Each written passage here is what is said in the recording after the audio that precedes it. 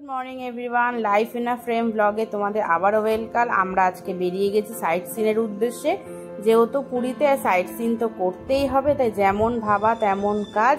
আমরা সবাই মিলে এখন গাড়ি বুক করে দেখো বেরিয়ে পড়েছি। আর আমরা যেহেতু 8 জন ছিলাম, তাই আমরা আর্টিকা বুক করেছিলাম।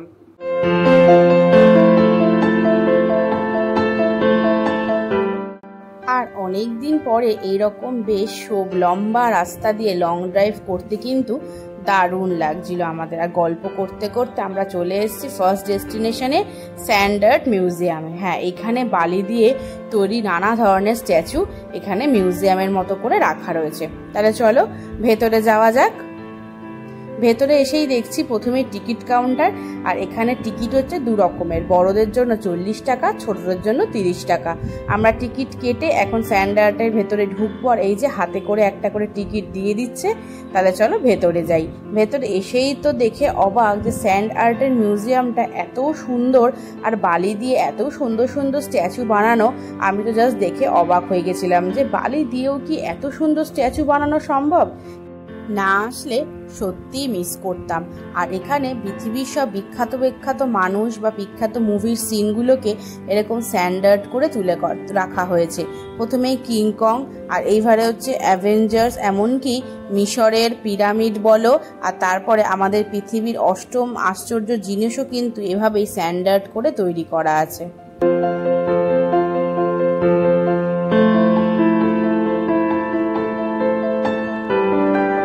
আমাদের সবারই কিন্তু ভালো লেগেছে, বেশি ভালো লেগেছে এই পুচকির। আর এখন সবাই মিলে আমরা একটু দাঁড়িয়েছি, সুন্দর করে ছবি তুলবো, একটু ভিডিও করব। আর তারপরে কিন্তু রোদের তেজ ছিল মারাত্মক, দেখেই বুঝতে পারছো কি পরিমাণে গরম। আর তারপরে এত সুন্দর স্যান্ডার্ড দিয়ে জগন্নাথের মূর্তি বানানো দেখে সত্যি মনটা একদম ভরে গেছিল। স্যান্ডার্ডের মিউজিয়াম থেকে বেরিয়ে আমরা এখন লম্বা রাস্তা ধরে চলে যাব পরবর্তী ডেস্টিনেশনে, যেখানে আমাদের সাইট সিনগুলো পরপর করে কিন্তু একদম প্ল্যান করা, কোনটার পর কোনটা আমরা দেখবো। আর গাড়িতে কিন্তু আমরা বেশ এরকম করে হাসি মজা গল্প গান শুনতে শুনতে ভালোই লং ড্রাইভটা এনজয় করছিলাম। আর এই যে বীজটা তোমরা দেখছো, এটা হচ্ছে চন্দ্রভাগা বীজ। এটা কিন্তু একসময় নাকি একদম শুকিয়ে গেছিল, কিন্তু এখন এই বীজটা দেখো, দেখতে কিন্তু দারুণ। এরপরে আমরা চলে এসেছি ওয়েলকাম টু কোনারকে। এখন আমরা কোনারকে সূর্য মন্দিরের ভেতরে ঢুকে পড়েছি। আর সত্যি এত ছোটবেলায় এসেছিলাম, আমার কিন্তু কিচ্ছু মনে ছিল না। আর এখন যখন দেখছি সব কিছু নতুন লাগছে। আমরা চলে এসেছি এখন কোনারকে সূর্য মন্দিরে। চলো তাহলে ভেতরে যাই। ও এই ভিউটা কি লাগছে দেখতে। আর এই যে দেখছো পাথরের মধ্যে লেখা রয়েছে 3টে ভাষায় কিন্তু লেখা রয়েছে, হিন্দি, ইংলিশ আর উড়িয়া ভাষায়। কোনারকে সূর্য মন্দিরের সম্পর্কে সব রকম ইনফরমেশন এখানে রয়েছে, স্টোরি বলতে পারো।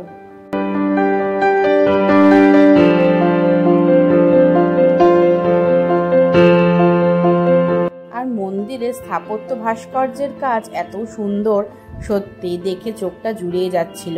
আর যেই আর্টিস্টরা তৈরি করেছে তাদের শতকোটি প্রণাম। আর সত্যি কথা বলতে এই কাজ দেখে কিন্তু মনে হয় খাজে খাজে শিল্পের ছোঁয়া রয়েছে।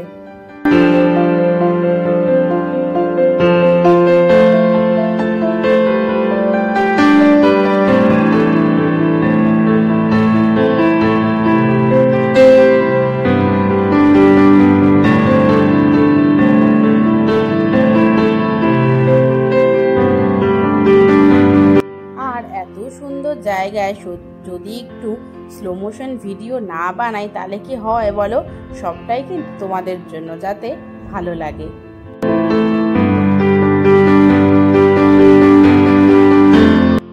আমি সবচেয়ে অবাক হয়ে গেছিলাম এই গাছটা দেখে। মনে মনে ভাবছি গাছটা কত পুরনো হতে পারে।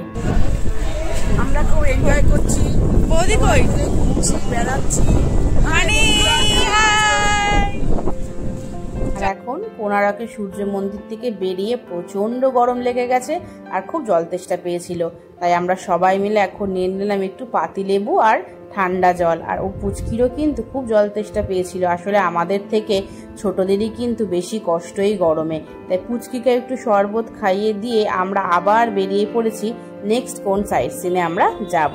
আর তার মাঝখানেই দেখো রাস্তায় দেখলাম ডাব, আর ডাব দেখে তো ডাব একদম ছাড়া যাবে না, তাই গাড়ি দাঁড় করিয়ে আমরা কিন্তু ডাব খেয়ে নিচ্ছি। আর এই রাস্তার ওপরে দাঁড়িয়ে গাড়ি দাঁড় করিয়ে ডাব খাওয়ার মজাই কিন্তু আলাদা। বলো পুরী বলো আর সাউথ ইন্ডিয়ার যে কোনো জায়গায় বলো, ডাব বা নারকেলের জল কিন্তু প্রচণ্ড ভালো পাওয়া যায়, আর দামেও কিন্তু খুব কম। তার জন্য আমরা যে কদিন পুরীতে ছিলাম আমরা কিন্তু দিনে 2-3টে করে ডাব খেয়েছি। আর যেহেতু প্রচণ্ড গরম, শরীরটাকে হাইড্রেট রাখতে হবে, তার জন্য কিন্তু ডাব খাওয়াটা খুব দরকার। মিশে কলিঙ্গ ছিল, সেই যুদ্ধে কলিঙ্গের 1 লাখ সৈন্য এইখানে মরেছে। মানে উপর দিকে আপনি একটা নদী দেখবে, সেই নদী পটারে যুদ্ধ হয়েছে, 1 লাখ সৈন্য মরেছে। এইসব বিবর্ষ দেখে এইখানে সব চণ্ডাশোক থেকে ধর্মাশোক সব ছেড়ে দিয়েছে। উনার যে হস্তলিপিটা আগে আছে, পালি ভাষারে ও হস্তলিপিটা লেখা আছে।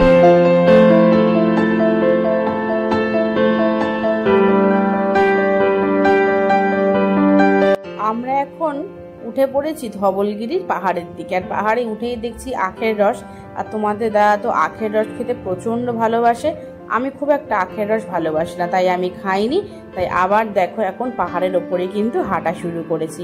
আর যেহেতু পাহাড়ের অনেকটা ওপরে, তাই মারা আসেনি, আমরা 4 জনেই কিন্তু এসছিলাম।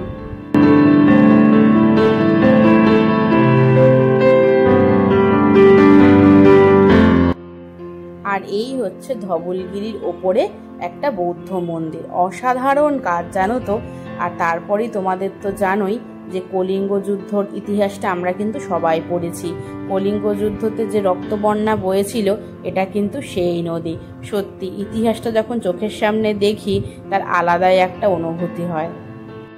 আর এই নদী যখন রক্তে ভরে গেছিল, তখনই কিন্তু সম্রাট অশোকের মনে বিরাট পরিবর্তন হয়েছিল এবং তিনি যুদ্ধনীতি ছেড়ে একদম ধর্মীয় হয়ে গেছিলেন। ধবলগিরি থেকে নামার সময় দেখছি এত সুন্দর সুন্দর মার্বেলের মূর্তি বিক্রি হচ্ছিল, দারুণ লাগছিল। এখন আমরা দেখো ধবলগিরি থেকে নামছি, নেমে আমরা এখন যাব হচ্ছে নেক্সট ডেস্টিনেশনে। তাহলে চলো বেরোনো যাক। বলতে বলতে আমরা কিন্তু বেরিয়ে পড়েছি। বেরিয়ে এখন আমরা আগে একটু লাঞ্চ করে নেবো, আর যেহেতু অনেকটা বেলা হয়ে গেছিল, আর যেহেতু সঙ্গে আমাদের পুচকি রয়েছে, তাই লাঞ্চের সময়টা তো একদম ঠিক রাখতে হবে। তাই আমরা চলে এসেছি একটা হোটেলে, আর সেখান থেকে আমরা সবাই একটা করে ননভেজ থালি নিয়ে নিয়েছি। আর জানো তো ওখানকার খাবার কিন্তু মোটামুটি খুব একটা খারাপ ছিল না। লাঞ্চ টাঞ্চ করে আমরা এখন চলে এসেছি নন্দনকাননে। আর নন্দনকাননে যাওয়ার জন্য আমি কিন্তু প্রচণ্ড এক্সাইটেড ছিলাম।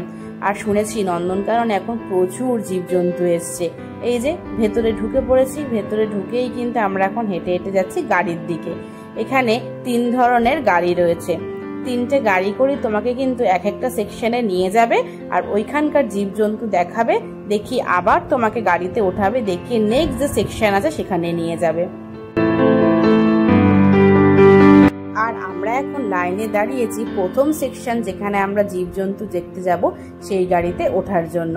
আর এই যে আমাদের গাড়ি কিন্তু চলে এসছে। আর এই গাড়িতে মোটামুটি 10-12 জন উঠে ভালোভাবেই যাওয়া যায়। আর প্রথমে আমাদের নিয়ে যাচ্ছে হচ্ছে হরিণের সেকশনে। আর এখানে দেখো হরিণগুলো এত সুন্দর লাগছিল। হরিণ দেখে বেরিয়েই তার আশেপাশে ছিল মাংকি, সেখানেই দেখো। আর এই যে এত সুন্দর করে মাংকিগুলো দৌড়াচ্ছে, লাফাচ্ছে, আমার তো দেখতে দারুণ লাগছিল।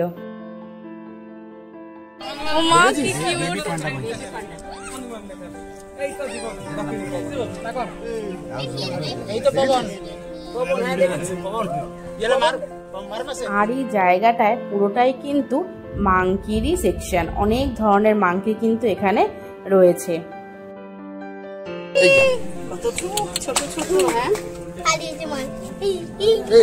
ভয় দেখাস না, চলে যাবে তাহলে। এই যে ছোট প্রজাতির মাংকি গুলোকে দেখছো, এগুলো কিন্তু এরকম ছোটই থাকবে, বেশি বড় হবে না। এদের ওজন হচ্ছে 300 থেকে 350 গ্রাম। এই পাঁচুর কাছে দেখো, মুখটা দেখো।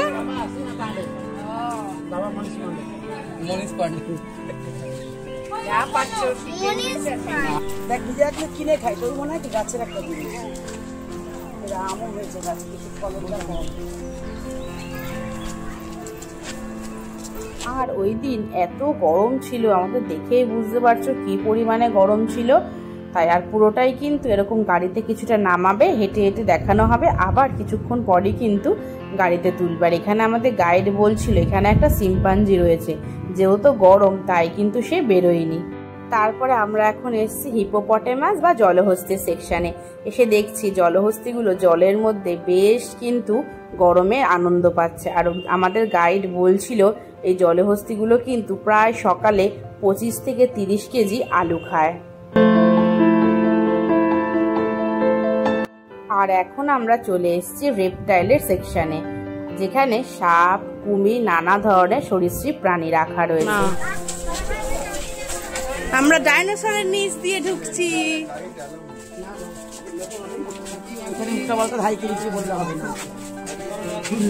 আর এই রেপটাইল পার্কে ঢোকার পরে কিন্তু এত সুন্দর সুন্দর সাপ দেখেছি, দেখে ভয়ও লাগছিল, আবার কিন্তু এক্সাইটেডও লাগছিল যে এইসব হয়তো আমরা ডিসকভারি বা জিওগ্রাফি চ্যানেলেই দেখি, সেগুলো এত চোখের সামনে আমরা দেখতে পাচ্ছি। নানা ধরনের কেউটে সাপ, চন্দ্রবোরা, গোখরো, এমনকি অজগর সাপও কিন্তু আমরা দেখেছি। আর এই সাপটা হচ্ছে অজগর সাপ। হ্যাঁ, দারুণ লাগছিল জানো তো, কিন্তু আবার ভয়ও লাগছিল। আর তারপরেই আমরা চলে গেছিলাম গোসাপের সেকশানে। গোসাপগুলোও কিন্তু বেশ বড় বড় ছিল আর দেখতে বেশ ভয়ঙ্কর লাগছিল। একটু নড়াচড়া করলে ভালো হয়, নড়ছে না একদম, এত গরম না। এখন আমরা চলে এসেছি কিউট টার্টেলের সেকশানে।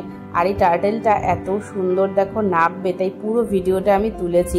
যেহেতু জায়গাটা উঁচু, ও আগে চেষ্টা করলো, তারপর এখন দেখো নিচু জায়গাতে এসে সুন্দর করে নেমে যাবে।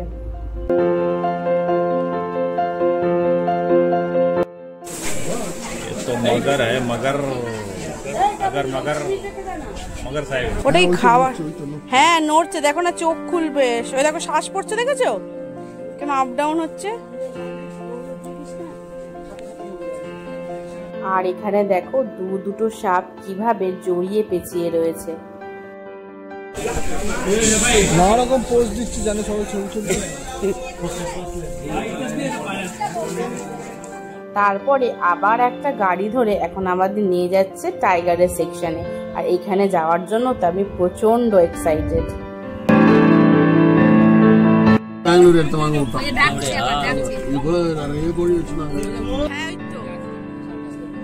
একটু সামনে আসো বাবা, একটু সামনে ডাকো তুমি।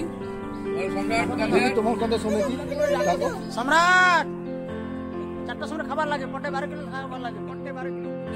আর জানো তো আমাদের গাইড নানা ধরনের ইনফরমেশন দিচ্ছিল।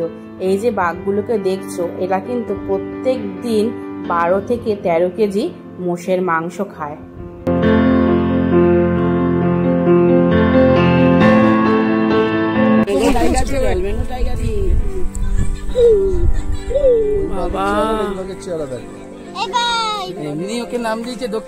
গাইড বলছিল বাঘগুলোকে খাওয়ানোর জন্য যে মোষ আনা হয়, সেগুলোকে প্রথমে ভেটেরিনারি হসপিটালে নিয়ে যাওয়া হয়, মোষগুলোকে ভালো করে চেক আপ করা হয়, তারপরে মোষগুলোকে কেটে বাঘের খাওয়ারের উপযোগী করে তোলা হয়। দেখেছো বাঘ দেখে আমরা এখন চলে এসেছি হাতির জায়গাতে। আর বেশি হাতি ছিল না, এখানে মাত্র 2টো হাতিই ছিল। আমাদের গাইড বলল আরো একটা বাঘ আছে, তাই যেই শুনেছি বাঘের কথা অমনি কিন্তু দেখতে চলে এসেছি। আর বাঘের পাশেই ছিল 2টো সিংহ। আর এই যে দেখছো সাদা কালারের বাঘটা, এই বাঘটা আমাদের এত ভালো জিনিস একটা দেখিয়েছে, সেটা এত তাড়াতাড়ি হয়ে গেছে, ওটা আমি আর ক্যামেরা বন্দি করতে পারিনি। কিন্তু চোখের যা শান্তি, সত্যি এটা ভোলার মতো নয়। আমাদের সাফারি কমপ্লিট। এখন আমরা চলে এসেছি বাড়িতে এসে আমরা যে পুজো দিয়েছিলাম, সেই প্রসাদ কিন্তু পান্ডা আমাদের হোটেলে এসে দিয়ে গেছে। তাই ভাবছি একটু প্রসাদটা খুলে সবাইকে অল্প করে প্রসাদ দিই, আর একটু বাড়ির জন্য আমরা নিয়ে যাব। আর এই হচ্ছে পুরীর জগন্নাথ মহাপ্রভুর মহাপ্রসাদ। আর যে দেখছো চালের মতো লাল পুটুলি করা, ওটা হচ্ছে অন্ন বা চাল প্রসাদ। আর ওটা কিন্তু ঘরে রাখা খুব শুভ বলে মনে করা হয়। তাই তোমাদের দাদা সবাইকে প্রসাদ ভেঙে ভেঙে একটু একটু করে দিচ্ছে। আর মহাপ্রভুর প্রসাদ বলে কথা, পাওয়াও কিন্তু ভাগ্যের ব্যাপার। তারপর এক এক করে সবাইকে প্রসাদ দিল, আমার মাকে দিল, আমাকেও দিল। আমি মহাপ্রভুর প্রসাদটা গ্রহণ করে, আর এই যে দেখছো ধ্বজা দুটো, এই ধ্বজা কিন্তু মন্দিরের ওপরে যে রোজ ধ্বজা পরিবর্তন করা হয় সেই ধ্বজা, ওটাই আমরা বলেছিলাম পান্ডাকে দিতে। এটা কিন্তু বাড়ির ছাদে লাগানো খুবই শুভ। তাহলে চলো আজকের মতো ব্লগটা এখানেই শেষ করছি। পুরো ব্লগটা তোমাদের কেমন লাগলো অবশ্যই কিন্তু আমাকে কমেন্ট করে জানিও। তাহলে চলো, টাটা।